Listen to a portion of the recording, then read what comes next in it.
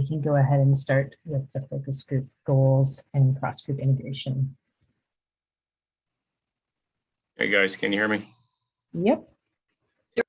Okay, shall I share my screen then? Is that where you want to do it? Sure, if you have something written down.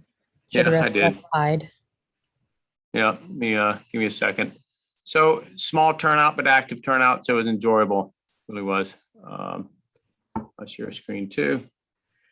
We talked wide-ranging, informal, and pleasant because it's small. The takeaway was largely, can you see it now, or is it too small? How's that? Tiny. It's super tiny. I just maximize it. Could increase the font size. Is that better? Good.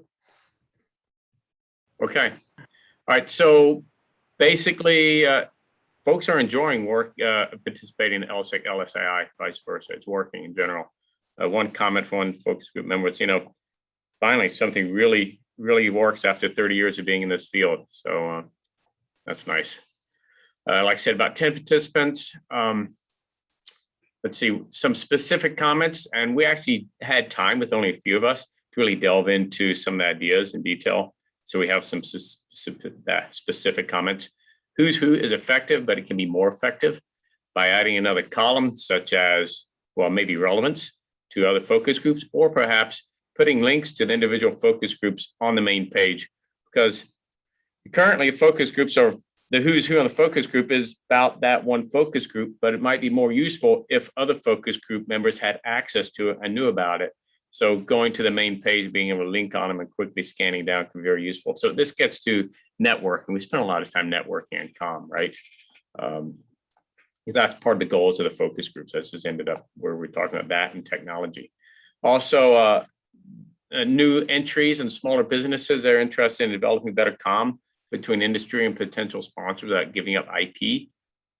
So how to do that, we aren't really sure, but okay. One way to do that is potentially actually having conversations with focus group facilitators, because we are allowed to talk to them with NDAs if needed. And it's just, we can do that with any of them. Okay.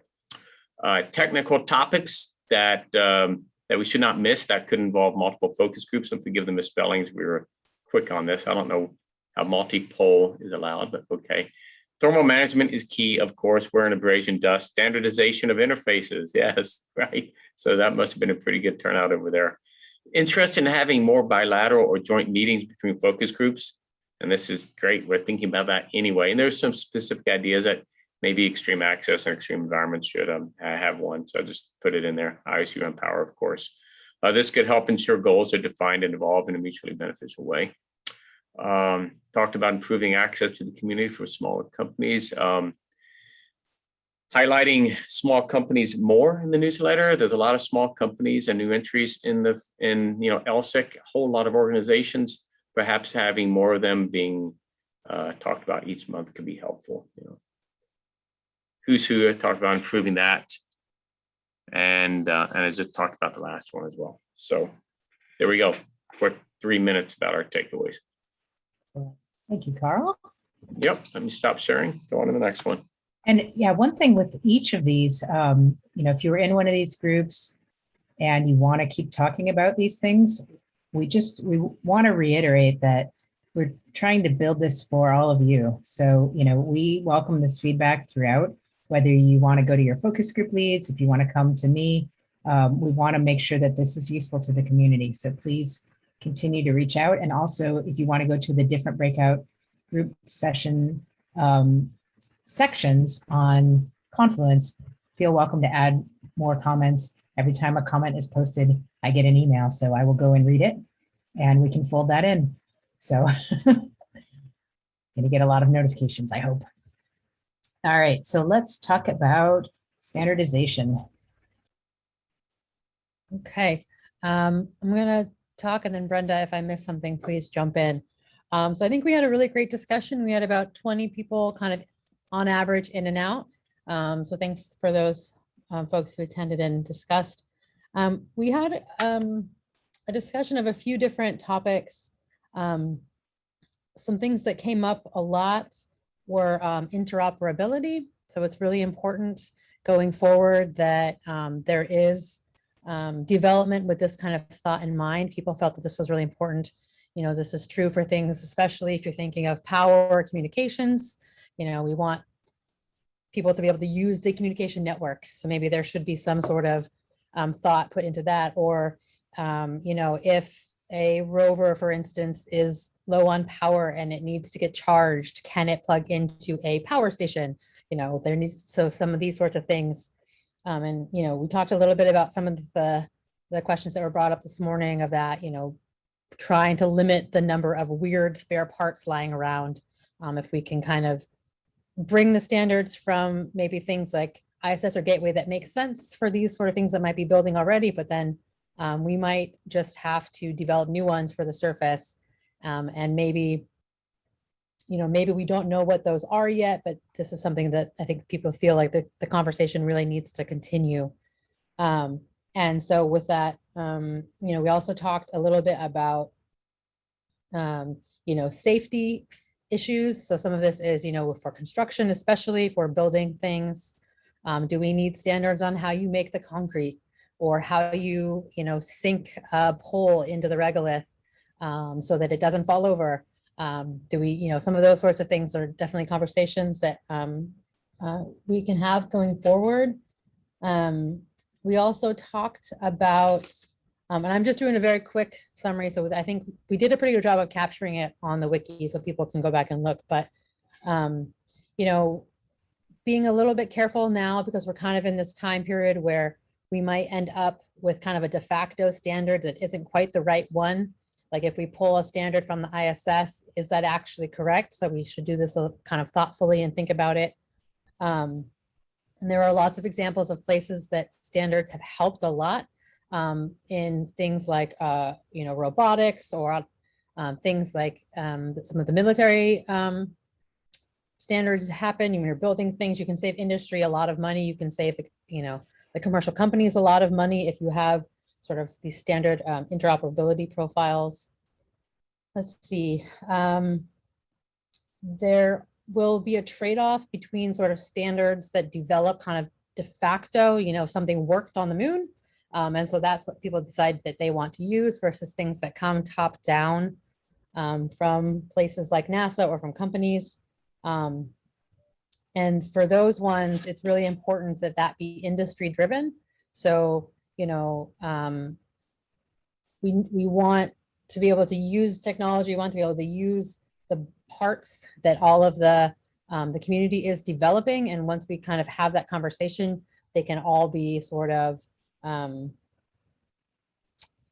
enforced, you know, kind of in a way of, oh, we want to have anything. So, you know, perhaps somebody can say any money we spend needs to have X interface, but that interface was already defined by industry. We also talked a little bit about tools. So having standard tools and open source tools would really help get TRL development faster. And that maybe in some of these cases, what we don't need so much is a standard versus, but rather a metric that we can evaluate our widgets or our construction bits or our, you know, whatever against. So having defined metrics to test against and defined data to test against will be really important going forward. We also came up with a couple of concrete, I think, things that we could do. We talked about how this ought to be sort of industry and community driven. And so really, you know, having LSIC in conjunction with the lead cab or with Open Lunar, or some of these other people that are having these conversations, we can facilitate some of these meetings with very specific agendas about talking about what the companies are doing and what is being developed and how and what they need to be standardized and what they think is the right way to go. So we can facilitate some of those conversations going forward. We also talked a little bit about perhaps putting, you know, resources together on the wiki to kind of crowdsource and brainstorm pros and cons of these different standards or pros and cons of different things that might eventually become standardized so that people can really put their needs out there so that we know going forward kind of how that should all shake out. I think that is most of what we talked about. it was a really good conversation. So thanks everybody who participated. It's great. All right. So we had a couple of questions. I tried to answer one kind of in type about whether an LSIC meeting about standardization is warranted. I think that, as you just said, this might be a really good area for a cross-group meeting / discussion because of the different stakeholders involved and perspectives and backgrounds. But that's definitely something we want to kind of keep having the conversation with and understand, what NASA's part is in, and then the whole, it's a big effort that's not even just NASA. So, NASA, industry, other government institutions, to figure out what are these key areas that someone needs to move forward on establishing the standards. Okay, so let's move to technology readiness and demonstrations, which I think Ben is going to present. Yep. Yeah, thank you, Rachel. So I was very happy to assist Sarah with this discussion. I thought it was really good. We had about 35. Oh no, that's the wrong mode.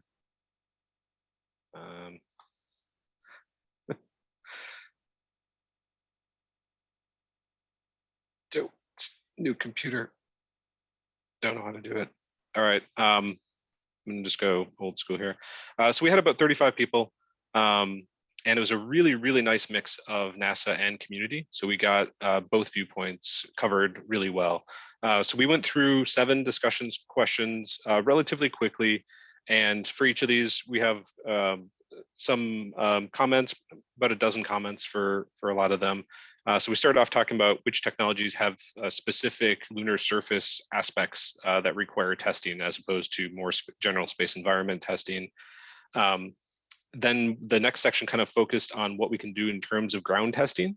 What can we do on the ground and which test facilities are available, what types of test facilities are available. And that was really interesting because there was quite a few facilities that I was not familiar with that got listed and commented on. Are there general limitations to some of the types of is there some types of testing that is just really difficult to do on Earth?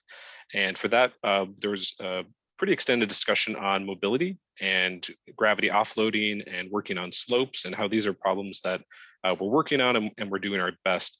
But in some cases, they will just be easier to do on the lunar surface. And so that led very nicely into the next section, which was, where do we need technology demonstration? So where do we need to start putting things on the surface to do the tech demonstrations? And recognizing that not everything can go on Eclipse Lander, not everything can go on HLS. What technologies can be tested on Gateway or ISS or even suborbital other platforms that allow us to get the information we need regarding the fault modes without necessarily having to put it on the lunar surface. And if there's any different types of technologies where getting on the surface really is important, it really is the only way to do that. Yeah, so over the course of this, I think in many cases we might have opened up more questions than we answered. But few of the things that were kind of underlying that was the technology maturation paths here are not uniform. They're all going to be a little bit different, and that's going to depend on what type of technology you're testing. And one of the examples given was if you're testing rover mobility, then the mechanical nature of the regolith is more important than the chemistry. Whereas if you are testing a plant type system, ISRU plant, then the chemistry part might be more important than the mechanical part. And so there's a lot of give and takes there. There also was some discussion about the environments, and many of the risks depend on the intended operating environment. And so looking at what the critical environments that represent failure risk is would be very, very good, forward model way of approaching this. And then even stepping back a bit, maybe some of the leading questions into how to develop the technologies are the data that exist and the modeling capabilities that exist, and how we can synthesize all of that into a way that most helps our technology developers. So that's what I have. Sarah, was there anything else you want to add? Yep, I think that covers it pretty well. Okay.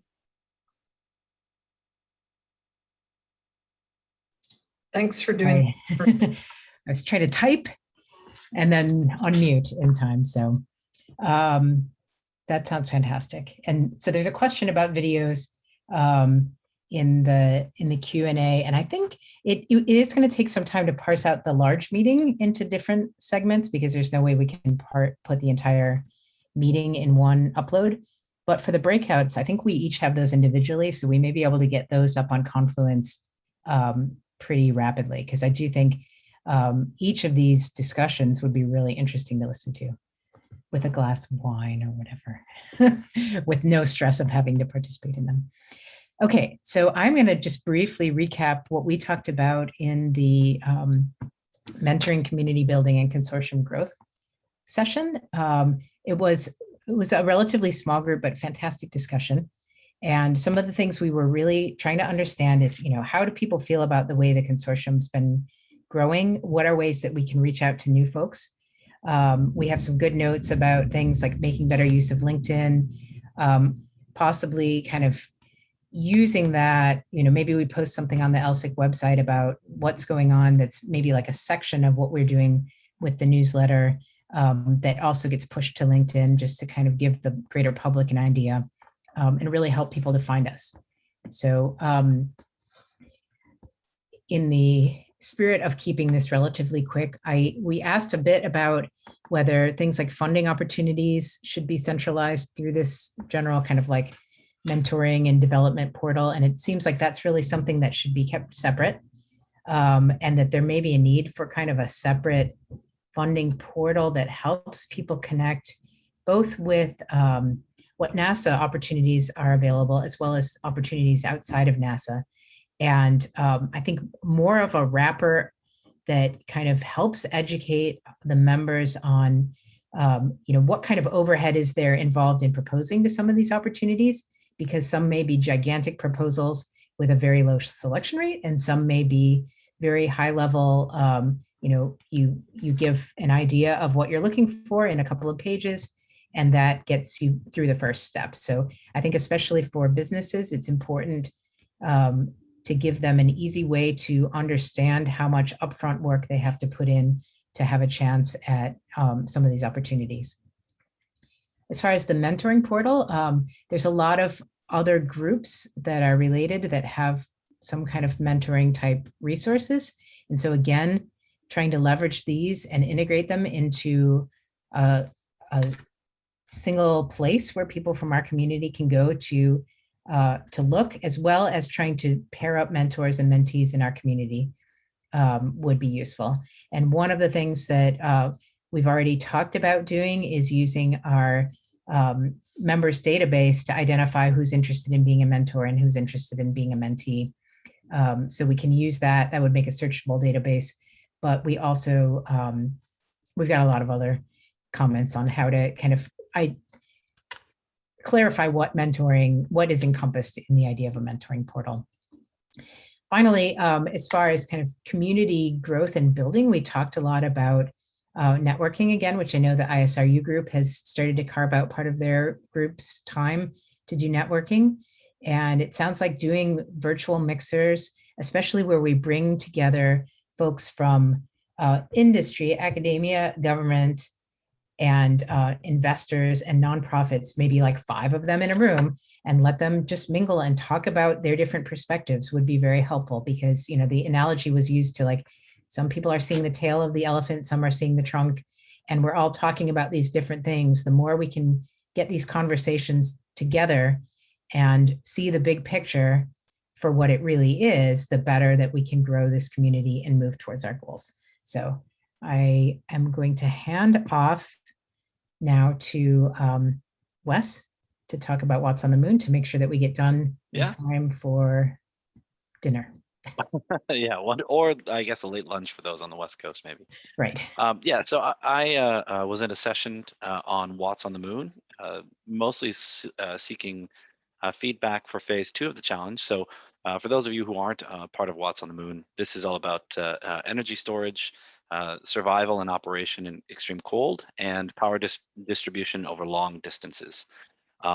Throughout the duration, we had roughly 40 participants, lots of conversation in the chat, discussion, and so on. Lots, hopefully, has already moved to Confluence. I saw some things were going in there as well. I'm going to port the rest of the chat in there to the best of my ability. The first half of the time was basically a presentation on phase 1 and some of the notional aspects of phase 2. So phase 1 had essentially paper designs towards those energy storage power distribution challenges, 45 eligible entries, which I guess is pretty large, so it looked good. Those winners are going to be announced May 20th, which is in time for the power beaming workshop that we're starting to put together for July. Now, phase 2 is going to be a much larger prize purse, up to $4.5 million. You do not have to have participated in phase 1 to be in phase 2, but you would have to show your what you would have done for your paper design if you'd been a part of phase 1. So we did a lot of, there was a presentation of the notional design of testing and metrics, including some technical details of the challenge, power loads and source availability to kind of show that in a very concrete way, as well as some of the constraints of the challenge, which are necessary for keeping it sort of a tractable thing. I would say that, you know, of course, there's always people who are there who are pushing the boundaries of what we think is possible and sort of getting very creative solutions to this. And so I think that the challenge team, to their credit, absolutely is doing the best to accommodate these sorts of things as they can, but still have a well-defined challenge. Some of the comments that came through were on the criticality of lunar environment testing. You know, we're talking about things which you can't really recreate on the sort of scale that you would actually be operating them on, where when they're actually in practice in operation. You know, long distance power transfer is not something we can recreate a lunar environment for. So there's questions of how we should do that and how best to accommodate those sorts of things. And they presented their notional testing setups. And I think that there was a good understanding of, you know, this is the best that we can do at this point, you know, including TVAC at low and moderate temperatures and cycles of power demands and so on. Yeah, so I would say that, you know, my takeaway is really that the challenge team was just working very hard to design the metrics of this challenge and hypothetical mission as well to allow as wide a solution space as possible. So I'm really looking forward to what comes out of these, and the first round on May 20th, as well as what happens in phase 2. So thank you all for participating. We'll keep those conversations going on Confluence, and of course, you know, give a nice presentation in the power beaming session as well. Okay. Excellent. Well, we got 4 minutes. We're going to do this all on time. I appreciate everybody so much who's, you know, joined us for this meeting, who came and participated in the breakouts. It was great, great feedback. And, you know, I just want to stress again that, you know, we want your continued feedback, and even when you're annoyed, we want to know about it because we want to build this better as much as we can. So thank you to our speakers throughout the entire workshop. Thank you also, huge thank you to our support from Andrea Harmon, who is just like an angel from above when it comes to everything, making this run, making, you know, staying so calm and kind through all of this, you know, both with this and with the consortium, and handling membership logistics as far as getting everyone on Confluence. And then many, many thanks to our tech team at APL for all the work they did here. So thanks to everybody. Please keep interacting with us on Confluence and feel free to email me with ideas. And we're really, really happy to have you all part of our community. Right. Thanks, everybody. Thank you, everyone. Right. Have a great Thanks. evening, afternoon, Yep. everything. Thanks all.